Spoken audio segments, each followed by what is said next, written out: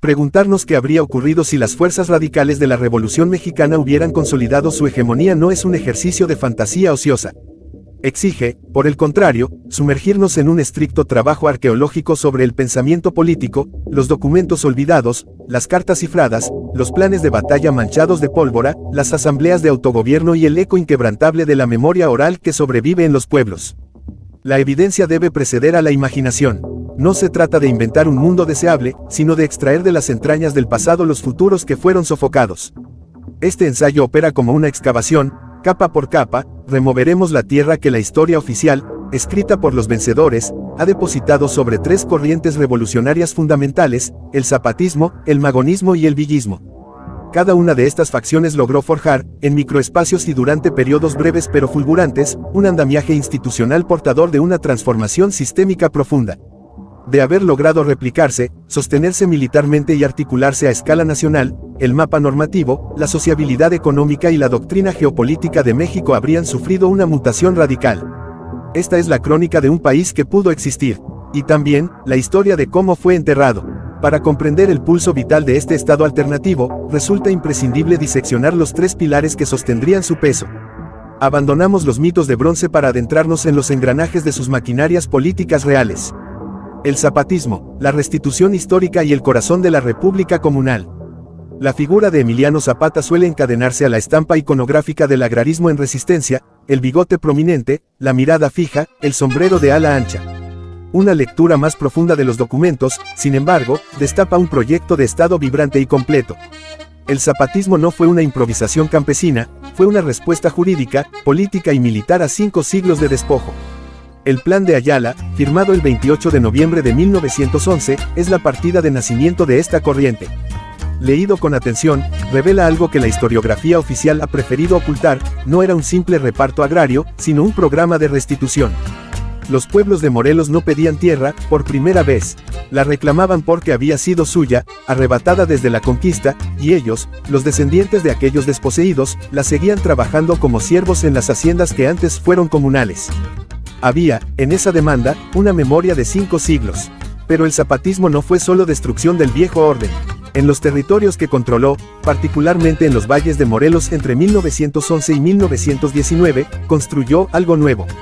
Los documentos de la época, los testimonios recogidos décadas después por investigadores como Gildardo Magaña o Antonio Díaz Soto y Gama, describen un sistema de gobierno que operaba desde abajo. Asambleas municipales donde se decidía el reparto de tierras. Comités agrarios que administraban los recursos comunes. Tribunales locales que resolvían disputas sin necesidad de jueces profesionales. Escuelas rurales donde se enseñaba a leer y escribir en español y náhuatl. Bancos de semillas y sistemas de acopio para comercializar la producción. La tierra, bajo este régimen, dejó de ser mercancía para recuperar su estatus originario, el fundamento inalienable de la comunidad. El reparto agrario trascendió la mera transferencia de títulos de propiedad, se consolidó como un proceso político, económico y pedagógico. Forjaba ciudadanos mediante el acceso material a la reproducción de la vida. Si este modelo se hubiera extendido a escala nacional, la arquitectura del Estado mexicano habría mutado hacia una confederación de municipios autónomos. Las soberanías locales coordinarían sus recursos a través de economías centradas en la propiedad social, estableciendo sistemas de acopio y redes de crédito agrícola bajo control popular. La ley no emanaría de un congreso distante, sino de pactos comunitarios y epistemologías indígenas. La ley del mercado cedería su lugar a los acuerdos de supervivencia colectiva. El magonismo, la fragua de una nueva era para el capital y el trabajo. En paralelo al clamor agrario del sur, ardía un polo ideológico de sofisticación inusitada, el Partido Liberal Mexicano PLM. Los hermanos Flores Magón, Ricardo, Enrique y Jesús, habían comprendido, antes que nadie, que la dictadura de Porfirio Díaz no era un accidente, sino la expresión política de un sistema económico. Derrocar al dictador era necesario, pero insuficiente. Había que transformar las bases mismas de la producción. El programa del PLM de 1906, delineado desde las trincheras del periódico Regeneración, lanzó una plataforma cuya radicalidad estructural aún hoy desafía el confort de nuestra época. No se limitaba a demandas laborales urgentes, jornada de 8 horas, salario mínimo, erradicación del trabajo infantil, abolición de las tiendas de raya, sino que exigía la nulidad absoluta de las deudas de los campesinos, la expropiación de tierras improductivas para entregarlas directamente a quien las trabajara, La indemnización por accidentes laborales a cargo del patrón. La educación laica, gratuita y obligatoria hasta los 14 años. La prohibición del pago en especie y de las tiendas de raya, que mantenían a los obreros en un estado de servidumbre perpetua. El magonismo evolucionó vertiginosamente de un liberalismo radical a un anarcosindicalismo enfocado en la transformación total de la esfera productiva. Para 1911, Ricardo Flores Magón ya no buscaba reformar el Estado, sino abolirlo. Su visión era más profunda y, por tanto, más amenazante para cualquier poder establecido. Las cartas que escribió desde la penumbra de la penitenciaría de Leavenworth, donde moriría en 1922, en circunstancias nunca aclaradas, revelan a un estratega formidable.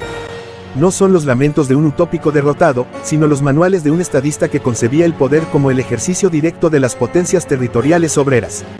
En una de ellas, fechada en 1918, escribe a un compañero: no se trata de tomar el palacio y ocupar las sillas de los opresores. Se trata de quemar el palacio y construir, con sus piedras, escuelas y hospitales que administren los propios trabajadores. El Estado no se reforma, se reemplaza por la vida misma.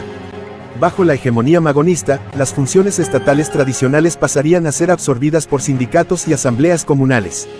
La regulación de la industria moderna, la administración de justicia, la seguridad social, caerían bajo el dominio de redes obreras coordinadas a escala nacional e internacional. México se convertiría en el primer país del mundo donde el poder político emana, no de las urnas, sino de los centros de trabajo. El villismo, el brazo armado y el trueno logístico del norte popular.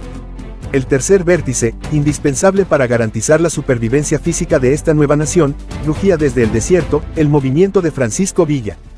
Nutriendo sus filas con trabajadores rurales, mineros de socavón, ferrocarrileros curtidos y marginados de la frontera, el villismo aportó la masa crítica y la vanguardia militar que los otros dos proyectos necesitaban. La División del Norte no fue una guerrilla improvisada.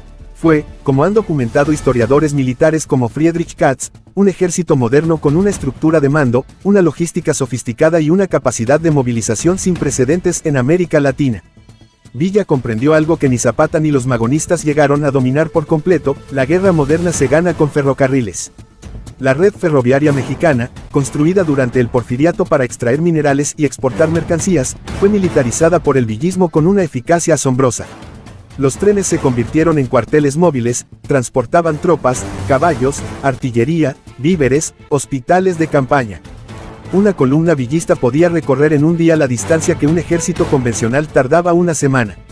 Esa velocidad, combinada con la moral inquebrantable de sus soldados, hombres y mujeres que luchaban por una causa propia, no por un sueldo, convirtió a la División del Norte en una máquina de guerra casi invencible.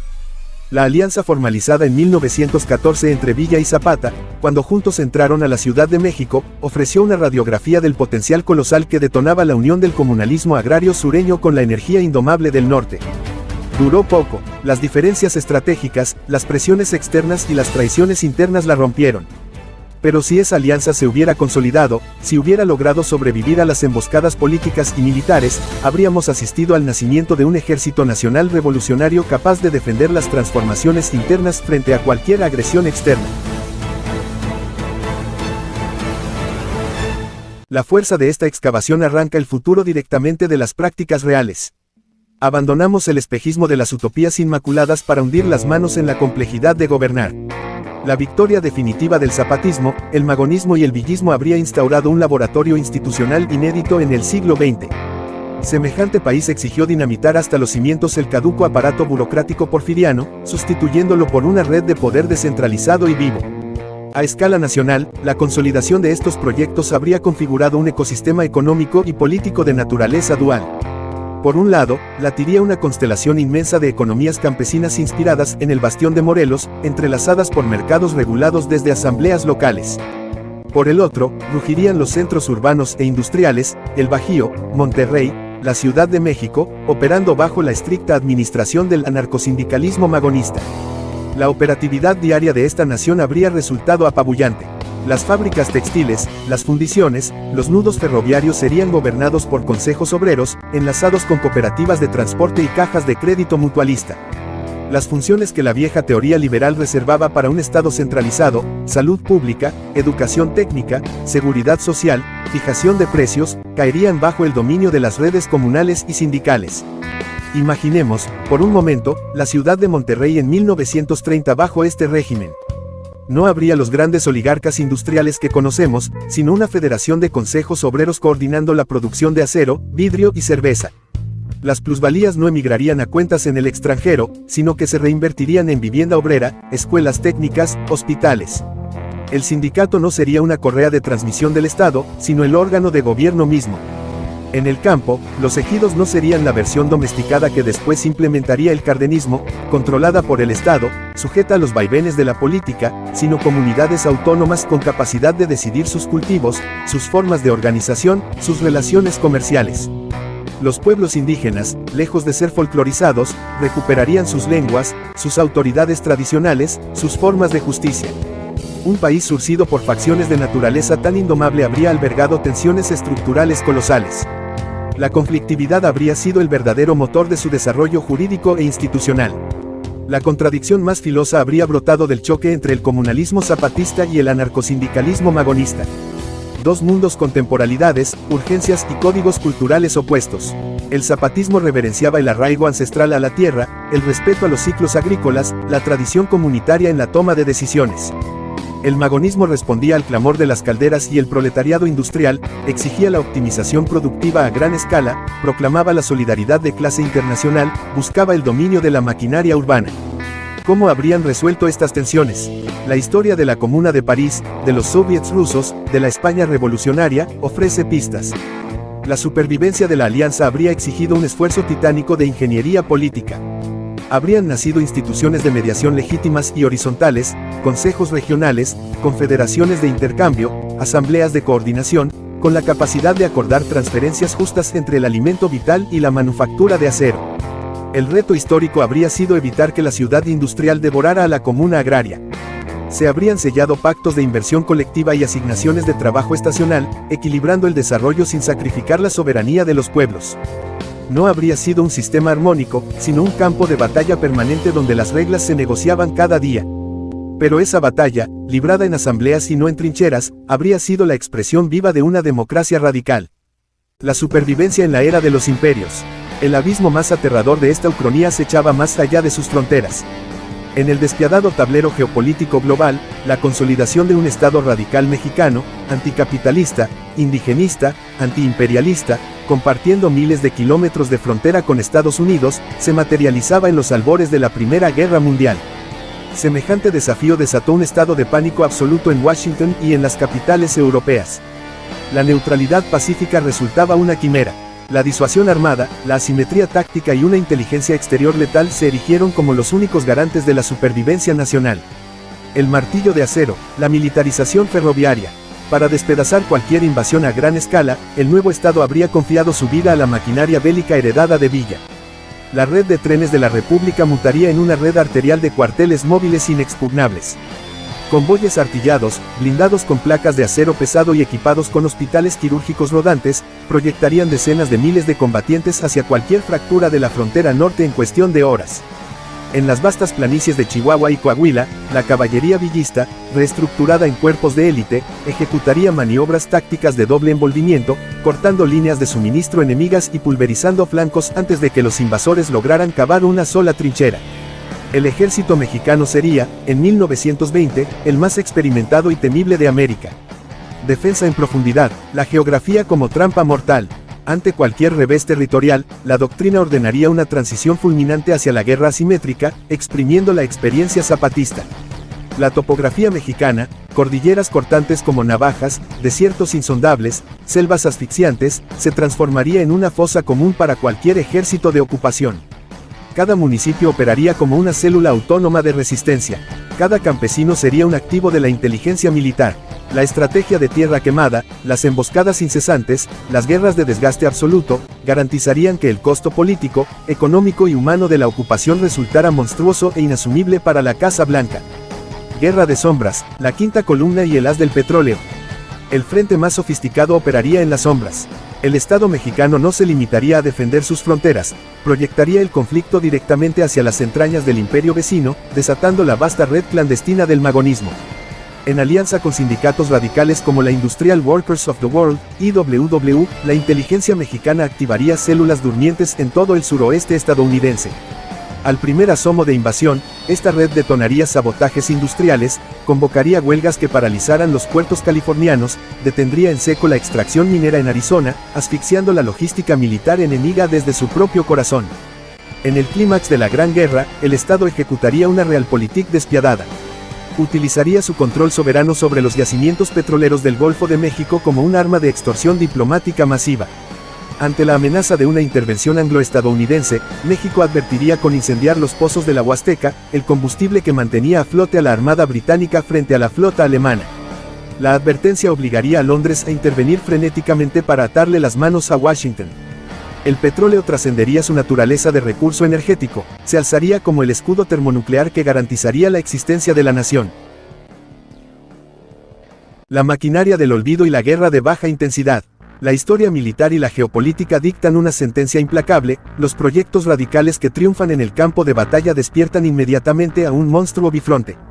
Enfrentan una segunda guerra, más letal, silenciosa y prolongada, la aniquilación en el terreno de la memoria y la legitimidad. Un Estado mexicano forjado en el yunque del comunalismo zapatista, el anarcosindicalismo magonista y el músculo arrollador del villismo habría desatado el pánico en los imperios. Al repeler expediciones punitivas y romper bloqueos navales, se habría convertido en el blanco prioritario de una guerra de baja intensidad y de una campaña global de desinformación sin precedentes. La leyenda negra, tejida históricamente alrededor de estas facciones, sirve como el plano arquitectónico perfecto de una ofensiva propagandística a escala industrial. Cuando la intervención militar directa exige un precio en sangre demasiado alto, los imperios desatan la subversión ideológica. La rebelión del Partido Liberal Mexicano en Baja California en 1911 prefigura esta cacería. La maquinaria mediática transnacional, comandada por titanes de la prensa como William Randolph Hearst, cuyos latifundios mexicanos temblaban ante la revolución, disparó una narrativa fulminante. El magonismo fue estigmatizado como un complot separatista operado por filibusteros gringos. Ante los ojos del mundo, la autonomía indígena y la restitución de tierras zapatistas encarnaron el triunfo del atraso civilizatorio y la barbarie. La recuperación de los latifundios fue condenada globalmente como un inaceptable bandidaje de Estado. Esta maquinaria de deslegitimación operaría triturando tres ejes vitales: demonizar la práctica comunitaria, presentándola como un retorno a la Edad Media; criminalizar a los sujetos políticos, convirtiendo a Zapata en ñe, bandido, a Villa en asesino, a los magonistas en traidores; sentenciarlos por alta traición a la civilización occidental, justificando así la asfixia económica total. Se impondrían embargos comerciales draconianos. Se expulsaría al país del sistema financiero internacional. Se canalizarían ríos de financiamiento encubierto hacia ejércitos paramilitares privados, formados por hacendados exiliados y caciques sedientos de venganza. Estas huestes inaugurarían las tácticas de contrainsurgencia y terror que, décadas más tarde, incendiarían el planeta durante la Guerra Fría. La excavación, el hallazgo arqueológico en los estratos del tiempo. Para inyectar sangre a esta ucronía y revelar su verdadera potencia narrativa, viajamos en el tiempo hasta el año 2100. Nos adentramos en las penumbras del Archivo General de la Nación. Allí, un investigador rompe el sello de una serie de cajas sepultadas bajo un siglo de silencio deliberado.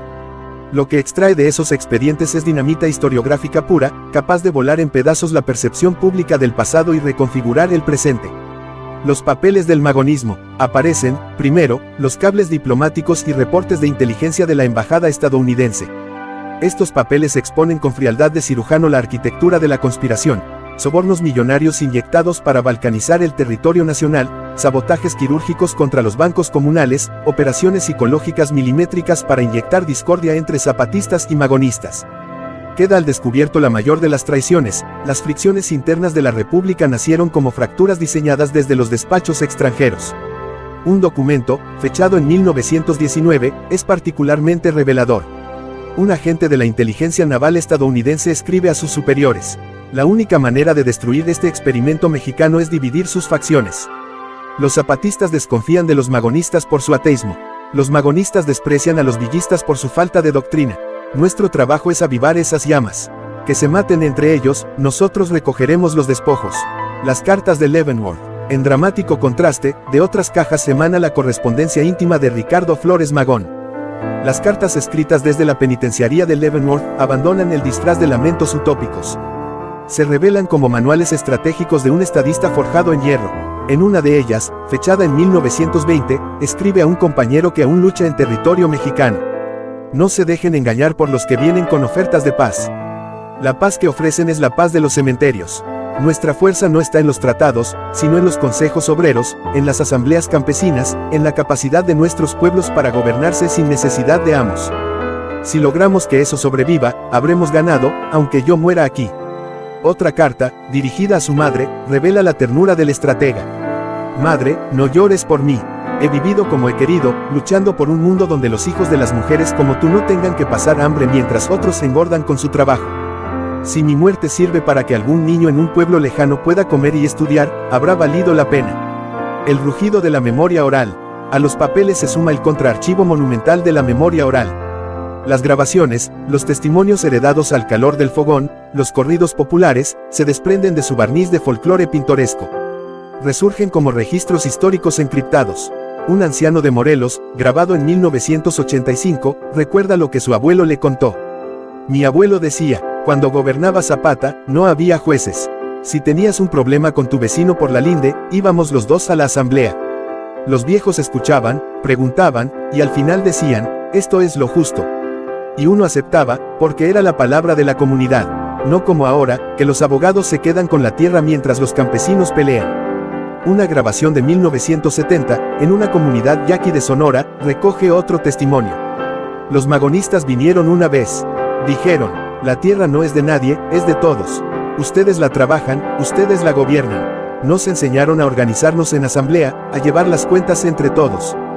Por eso sobrevivimos cuando llegó la guerra, porque ya sabíamos gobernarnos solos.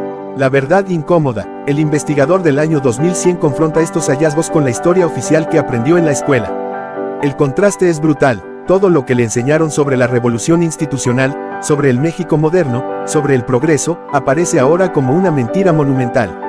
Los bandidos, de la historia oficial, fueron constructores de comunidades. Los traidores, fueron estrategas. Los utópicos, fueron realistas que entendieron, antes que nadie, que otro mundo era posible. Y los héroes, de la historia oficial, Carranza, Obregón, Calles, fueron, según estos documentos, los verdaderos agentes de la contrarrevolución, los que negociaron con el imperio la destrucción de los sueños populares a cambio de reconocimiento y poder. Las lecciones del pasado para las crisis del presente. Al retornar de este abismo temporal hacia nuestro propio presente, la ucronía abandona los ropajes de la ficción. Se convierte en un bisturí diagnóstico afilado y urgente. El experimento histórico de estas tres facciones decreta que la verdadera legitimidad jamás nace de un pacto de élites, de constituciones redactadas a puerta cerrada o del asfixiante monopolio burocrático. La autoridad capaz de movilizar a una nación entera frente a la adversidad se construye desde la tierra, garantizando las condiciones materiales para la reproducción de la vida, tierra, agua, trabajo digno, y ejerciendo una justicia cotidiana, palpable y expedita en el corazón de las comunidades. Los gobiernos que han sucedido a la revolución en México, priistas, panistas, morenistas, han gobernado desde arriba, desde escritorios, desde acuerdos en la cúpula. Su debilidad crónica, su incapacidad para movilizar a la población frente a las crisis, es el precio de haber traicionado ese origen. Este horizonte ucrónico reconoce la brutalidad del mundo material, el asedio del capital transnacional, las heridas de las tensiones interétnicas, la escasez tecnológica, los muros de los bloqueos diplomáticos. Todo modelo sangra por alguna fisura. La lección fundamental dicta que el conflicto social jamás debe extinguirse bajo la bota del terror de Estado. Exige ser canalizado a través de instituciones asamblearias y de mediación directa, libres de las cadenas de un centro hegemónico. La democracia no es la ausencia de conflicto, sino la existencia de canales para procesarlo sin violencia. Hoy, inmersos en el fango de soberanías asediadas, aplastados por una desigualdad corporativa extrema y arrastrados por un orden geopolítico convulso, mirar a los ojos del zapatismo, el magonismo y el villismo trasciende la nostalgia pasiva. Constituye el rescate de un arsenal político y táctico. La banca comunitaria, el autogobierno local, la milicia defensiva de base, el sindicalismo de acción directa, abandonan las vitrinas de los museos. Son tecnologías sociales candentes que aguardan, con paciencia explosiva, el momento de ser recalibradas. En las comunidades indígenas de Chiapas que hoy se gobiernan por usos y costumbres, late el espíritu zapatista. En los sindicatos democráticos que resisten la precarización, respira el magonismo.